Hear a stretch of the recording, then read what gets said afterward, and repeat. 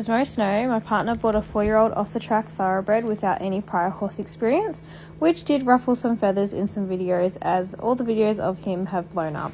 So come along with me whilst I show you how quiet the now 5-year-old off-the-track actually is and why he is no concern for my partner. So about a month ago, I videoed myself bringing him out of the paddock for the first time in quite some time to try and document our beginning of bringing him back into work. However, upon clipping him, it was obvious he had no muscle or really weight. He had dropped a lot of condition and I didn't really know because I hadn't admittedly seen his condition much under the rugs. There was a lot of concerned people in the comments, which is completely fair enough. I was concerned too, but I just brought him out of the paddock anyways. However, it has been a month, as I said, and we have upped his feed a lot. He has, again, been on hay 24/7 the whole time, but we've really upped a lot of his feed. And he's still gaining a lot and still needs to gain a lot. However, he's looking so much better than he was before. So this is take 2 of attempting to bring him back into work. Again, I'm aware he needs more muscle, condition, that'll come. I have the time to ride a second horse at the moment other than Pinky, so I thought I may as well bring him back into work so that Reed can finally start getting on him again. Fun fact, a main selling point for this horse to Reed is the fact that his name was Robot Fighter. So his race name was Robot Fighter. And then, second fun fact, Reed changed his stable name to Maverick for Top Gun Maverick. Such a typical boy thing to do. But he suits it. I think he really suits it. And as you can see, here's me being completely stupid. But I just want to show you how quiet he is, how chill he is. Like, he hasn't been ridden or touched really outside of the paddock in over a month. And this is how he's going already. He fidgets a lot with the bit, which is obviously because he's super unbalanced, he's super under-muscled. I will and also have been doing long reining with him as well and a bit of lunging. I don't over-lunge my horses. However, I think long reining is very beneficial for a unfit horse, which I will continue to do, so don't worry about that. I was trying really hard here to keep my hands as still as possible whilst he's a bit stuck and fidgety and clearly not very happy. I didn't want to upset him even more by moving my hands too much, so I just kind of push him forward and keep going. Keep in mind, he also is barefoot. I actually pulled his shoes off the last time the farrier was out because I was like, oh, he's not going to be ridden for a while.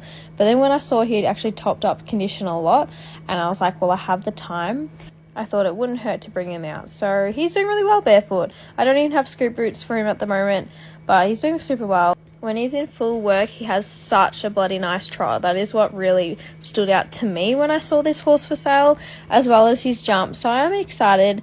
I do think he's going to be a little gun show jumper. I've said that since the start. He's very quick on his feet and he has a really cute ping. I just gave him a really quick canter both ways because I didn't want to overdo it too much, but I just want to see how he felt. I have been riding him since this.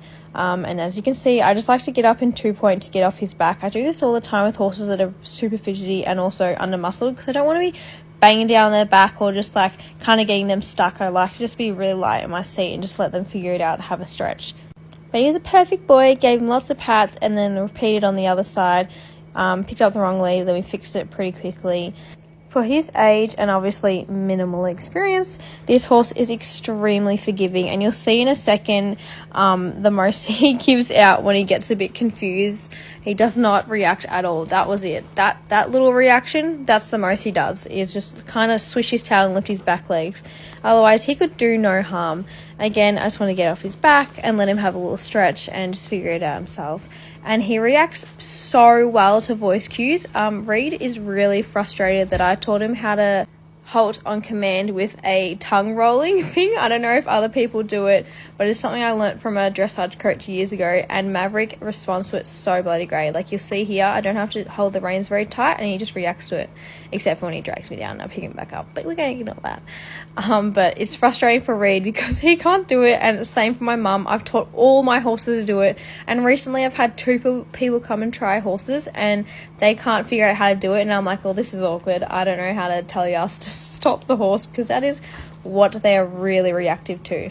Let me know if anyone else knows what I'm talking about and does the same thing. So I walked him a lot in this ride. You'll see it was 50 minutes, but that was like 10-15 minutes of walking before and after, or actually probably more. But I was very happy with him. He was a good boy. It was time to let him out.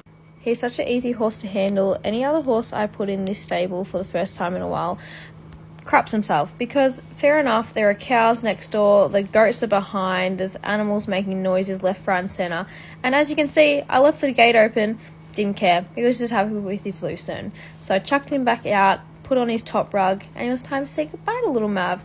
I'm really happy with his ride, and I hope you guys enjoyed. I'll try and update more as we go and progress with him.